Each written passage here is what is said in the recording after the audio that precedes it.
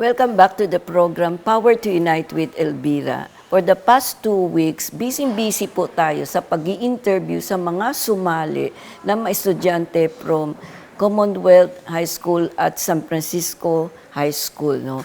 Marami kaming pinag-usapan. Ang unang na-interview natin, if you keep following it up sa programa natin, yung nanalo po sa video workshop na Pieces of Dream. At yung sumunod doon, nakita natin, bawat grupo may kanyang-kanya silang katangian at kahanga-hanga. Because alam niyo po, ang mga edad nila ay from 10 years old, 11, 12, 13, at 15. I never expected na in such a short time of 3 days workshop, actually 2 days workshop, nagawa nila ang something impossible, poster making, at yung storytelling at the same time, filming, no?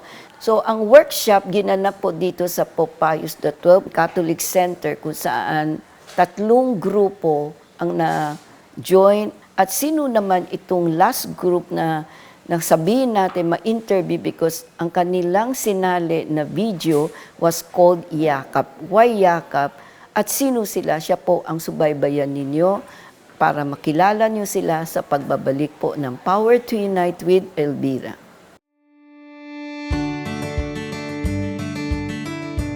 Because they are young, we tend to dismiss their thoughts. We take their ideas for granted, lapping off their dreams as mere child's play. Most of the time, we overlook their potential to make a difference as we drown out their voices with grown-up noise and insist that they follow the grown-up way. Power to Unite with Elvira strongly believes that the children are the hope for humanity's future, and as adults, we have the very important task to guide them towards what is right and what is good. That is why we support an activist endeavor to harness the talents and skill of our younger generation in using their gadget through the Cinebata Video Workshop this year with the theme Hear My Voice. The workshop had become great venues for children, not only to develop their potential in video storytelling, but they also get to enjoy meaningful encounters as they mingle and share ideas with their peers, despite having different backgrounds.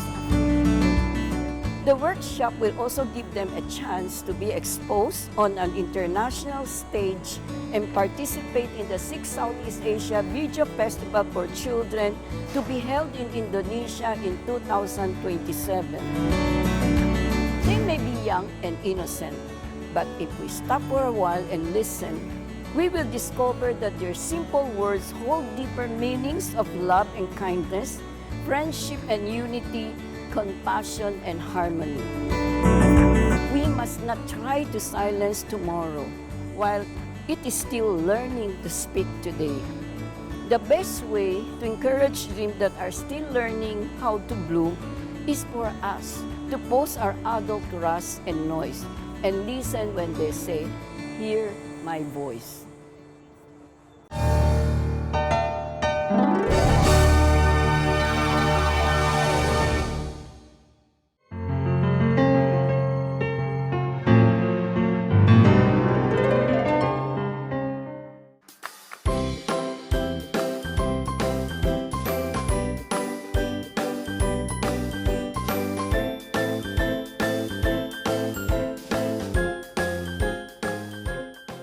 Yung may interview po natin ngayon ay ang 3rd group kung saan po from the elementary school, sino sila, siya po ang tunghayan nyo at makilala natin sila. So we will start with you. So your name, your age, and grade, di ba?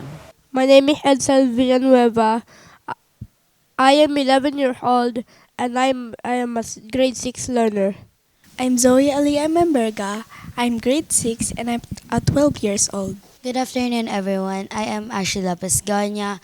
I am 10 years old and we are from San Francisco Elementary School. And my grade is a grade 5 learner. Hi everyone, I am Arjun Joseph Pirangay. I am from San Francisco Elementary School and I am a grade 5 leveler. How old are you? 10? Good day, everyone. I am Rain Ashlane Dinoke. I am currently at grade 4 and I am 10 years old. Okay, so kakaiba tong grupo because napakabata, 10, 11, 12. So makikita natin sa murang edad nila and for them to produce a film called Yakap, they were able to do the concept, the storytelling in such a short time, 2 days workshop. Nakita natin, nagawa nila, nagampanan. Ano kaya meron, bakit hindi naging mahirap sa kanila to come up with a good story, although it didn't win, but the effort, the blending, the teamwork that they have, kahanga-hanga po. So we start with you, Edsel. Sino sa inyo nag-concept ng idea, Yakap? Kaninong galing yun? Sa amin pong dalawa. Okay, kayong dalawa. So, bakit naisip niyo yung Yakap? Kasi po parang yung may isang bata po kasi, yung mother niya po is wala pong gaanong time para po sa kanya. And then, kahit yakap man lang po, hindi po nagagawa sa kanya. Okay. Kaya po, parang nade-depress po siya. Okay, so yung longing, kahit na sana yung embrace, yung hug, hindi nabigay, di ba? That's why you thought of doing that to express, no? Kailangan yun ng mga bata, which I agree with you, yung kulang sa pansin.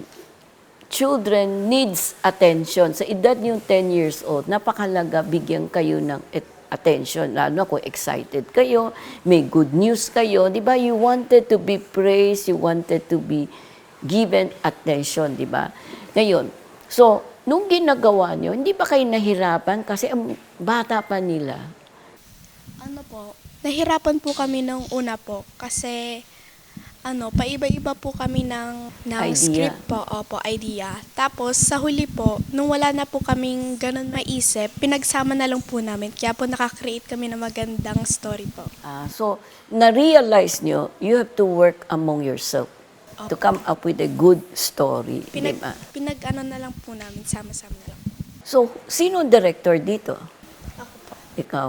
So, ang ginawa niyong actor, silang dalawa, si Edsel tsaka si Mark Argel, di ba? So, makikita natin, although maganda yung story ninyo, di ba? Pero, alam niyo, aware kayo, yung hear my voice, it's really a child is the one telling the story. Pero nung sa pinalabas, nung napanood ko yun, ang naging palpak niyo, problematic. Ikaw ba yung actor doon, no? Oo. Ang may problema, si Edsel. Kasi ikaw ang Yes. nagbigay ng problema kay, di ba, sa kanya, kay Argel, no? Tama, Argel? Oo. So, nagampanan ni Argel ang role niya. Kasi, yung hear my voice, nung binangga niya, tinapon, na hiwalay-hiwalay Lego, di ba? Umiyak ka, nag-react ka. So, dumating ang mami, tinanong at sinabi mo, yun ang maganda. Hear my voice, you express na ganun nangyari. Pero, ang binida niyo dito, actually siya. Pero hindi niyo nabigyan ng solution. Because, dapat, yung mami mo, knowing meron kang nangyari sa ati sana, pinuntahan niya si Edsel at sinabi, bakit ganun nangyari? And for Edsel, to speak out kasi busy ang mami, walang time sa akin. For then, the mother to tell your mother. Kaso ang nangyari, hindi siya na konsulta, hindi siya natanong, dumiretso agad sa nanay at sinabi na masyado kang busy, walang time. So, hindi nag-correlate. Excuse me po. Kasi po yung original idea po talaga namin. Magsasorry po si Marco, which is si Edsel po. Tapos po, magbabati na po ang lahat. Nung after po ng film po namin, doon lang po namin na-realize na mali po yung nagawa namin. Kasi sa dami po namin naiisip po na idea, nalilimutan na po namin kasi paiba-iba po kami. Yes po. Tapos yung script po namin, naiwan po kasi namin sa taas, tapos nag-rush na rin po kami sa paggawa.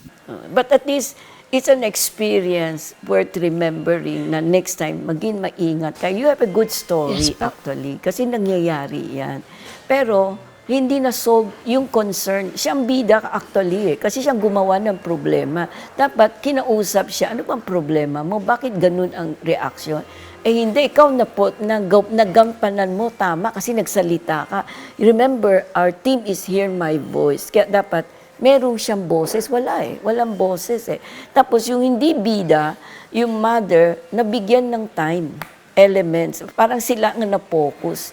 Imbis ma-focus to, nabigyan ng tulong, wala. But anyway, at least you learn. Sa dito sa nangyari, nung hindi in-announce kayo manalo, anong naramdaman niyo? May pagka-disappointed lang po, tapos nalungkot lang po kami. Kasi, Nalungkot kayo? Opo. Kasi, pero okay lang po sa amin kasi first timer pa lang po kami, tsaka bata pa po kami. May mga pagkakataon pa rin po na pwede kami mag-improve, tapos try lang po ng try. So, ganun ang attitude, which is very good. You have to try again. You learn from the mistake, di ba? Napaganda, itutuloy natin sa pagbabalik po ng Power to Unite with Elvira.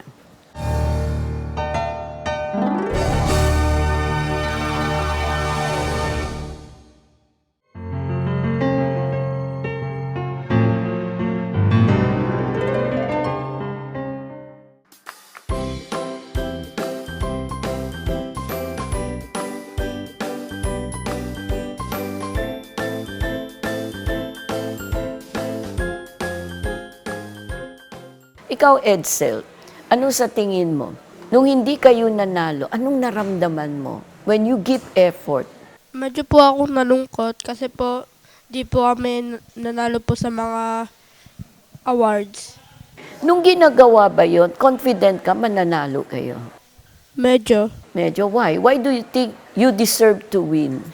Kasi in-expect mo manalo. So there must be something that convince you mananalo kayo. Hindi mo How about you? Anong feeling mo? You deserve to win or what? Nung nalaman po namin na hindi po kami nanalo, medyo na-disappoint din po kasi kami. Kasi parang para sa amin po, it's not fair. It's not fair. Bakit it's not fair? Yung sa ibang school po kasi, may mga high school. Habang kami po, elementary lang po kami. Pero makikita mo dito, kahit na kayo ay elementary school, it's the story. Yes, Hindi age ang differences dito, kundi how you present it, how you execute it, how you convince the audience yung message. Di ba? So at least, it cannot be unfair. But tamang sinabi niya, you learn from the mistakes. Di ba? At may chance pa kayo. Di ba? So at least that's good. It's your opinion. No? Ikaw naman, Argel, anong naramdaman mo? Do you think you should win? Nanalo ka na, best actor ka na eh. Di ba? Parang hindi po, at the same time, opo. Kasi po, pinaghirapan po namin yung ganun-ganun po. Tapos yung hindi po, yung iba po, hindi po kami masyadong magaling mag-act kasi po, minsan po natatawa po kami ng onte. Okay. Pero sabi mo, hindi ka lang mag-act, but you were able to convince the juror you have to win the best actor. May potential kayo, di ba? Kasi Pwede po. nagampanan mo yung ini-expect sa iyo. So that means say, maganda ang ginawa niyo. May konting explanation. Tama sabi ni Zoe, na sa dami ng naiisip, minsan nalalaktawan yung dapat ilagay, di ba? So ikaw naman. Nung first po, konti po akong na-disappoint kasi po sa effort po na na-pay namin. Pero po sa ending po, inaccept ko naman po kasi po maganda naman din po yung sa kanila. Tapos napag-isipan ko po at na-learn ko po na para pong kailangan ko pa pong matuto at saka na-learn ko po yung mistake ko. That's good. That's a very good attitude, no? Na all of you expected to win kasi may effort kayo. I agree with you, nag-effort kayo. So, in your opinion, dapat manalo kayo. But that's your opinion. But you have to remember, whatever is the outcome of your work, people are judging it, di ba? Ngayon, yung sinabi ninyo, yung inadmit ni Zoe dito na marami kayong idea coming together. Sa dami, minsan, hindi nakikita yung Act 1, Act 2, Act 3. Oh? So, yun ang shortcoming. Pero, one thing I like about the group, inamin nyo yung shortcoming nyo, yung mistake nyo, at there is a way of sabihin natin, try again, di ba? Hindi kayo nag-give up. Pero yung sasabihin na may unfairness, I don't think I agree with that. Just because 10 years old kayo versus 15 years, lahat sila 12, lahat sila 11. Ganun din ang edad. They just look taller than you. But actually, yung edad nila pareho sa inyo. And sinabi ko kanina, lahat kayo ay winners. Kaya lang we have to choose the best to represent our country kung chosen, di ba? So wag kayo mawala ng pag-asa. Normal ang attitude na hindi kayo nanalo, syempre, hindi kayo masaya, disappointed, normal yon. It's a person, kahit anong edad, ganun din, disappointed. But it should not stop you from giving the best may next time. Kasi always there's a next time to learn from the shortcoming, di ba? So ngayon, napakaganda at least yung naiiba yung pananaw niyo from the other two groups. And I'm glad you expressed your feeling, you expressed your heartache, di ba? Which is normal. Dapat ganun. That's why we need to let you speak up, hear my voice. Yun ang team natin. Tama yung ginawa nyo. In-express nyo yung sa loobin ninyo for us to explain to you. Di ba? Dapat din kasi makinig kayo. Ngayon, what do you want to be? After attending this, magkakakilala na ba kayo sa school? Opo. Okay. So may sabihin natin, meron kayong samahan, may friendship, di ba? So Edsel, Edsel, no? So ano yung pangarap mo to be one day?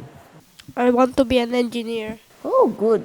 So at least hindi corrupt na engineer, di ba? But at least kailangan natin because we need to rebuild the country, roads, bridges, di ba? So tapusin mo and finish your education, makakatulong ka kasi alam mo ano ang tama, ano ang mali, di ba? So what do you want to be? Kasi you have a leadership in you, nakikita natin, aware ka na anong tama, anong mali, and then, so what is your dream to be? After this experience of not winning, what will be your dreams na sa tingin mo magiging mas effective ka one day? Actually, I dream to be a journalist po. Kasi journalist rin po ako ng 2 years po. And may potential po kasi ako sa pag-arts po. Kaya I choose to be architecture po.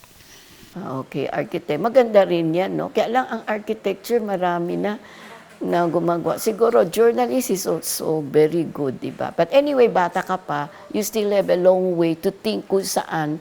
Ang kailangan kasi dito, malaman mo ano yung talent mo, saan ka mas magaling. Doon mo i-pursue, di ba? You still have time. Just enjoy being young.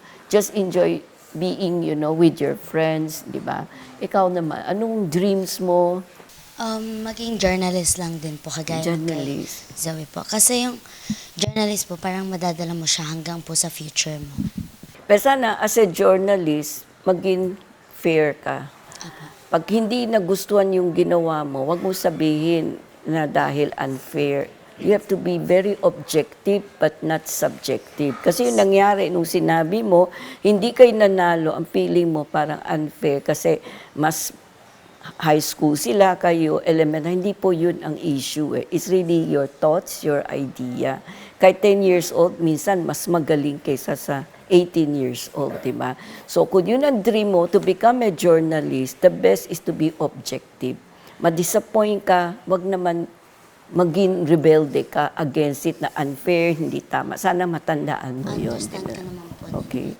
So ikaw, Gusto ko rin po maging journalist kasi po journalist din.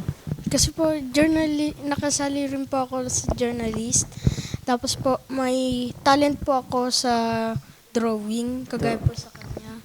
Kay Ate Zoe. So gusto ko rin po maging journalist. Ikaw naman? Gusto ko po maging doktor, pero po gusto ko din po maging journalist po kasi nanalo din po ako nung nag-journal po kami. Nakasama din po ako. Tapos, Alam nyo, I think you have to understand the meaning of journalist. Kasi lahat kayo, sinabi niyo you want to be a journalist. Pero ang journalist is not because you know how to draw, that you wanted to be interior design. It's not part of journalist. Ang journalist is reporting, writing a story, going out, interviewing people, observing, gano'n. Yun ang talagang journalist. So, kailangan magaling kayo magsulat. Magaling kayo mag-report. Hindi yun dahil may talent ka sa drawing, mahilig ka sa ganito, hindi suitable sa journalist. So, I think both of you should really start thinking, ano ba talagang gusto niyo? Kung to be a doctor is okay kung yun, di ba? Pero anyway, it's not, sabihin natin, not the proper time for all of you to say, I want to be this. Kailangan magkaroon pa kayo ng Yes. experience, igihin ninyo ang pag-aaral nyo, magbasa. That's where you will grow and you will find out, meron pala ako ang king talino na nakakaiba, di ba? I really wish all of you good luck, but I'm glad to listen to all of you. Ang importante, makinig din kayo sa matatanda, di ba? Marami pa po silang ma-share sa atin. Siya po ang abangan niyo sa pagbabalik po ng Power to Unite with Elvira.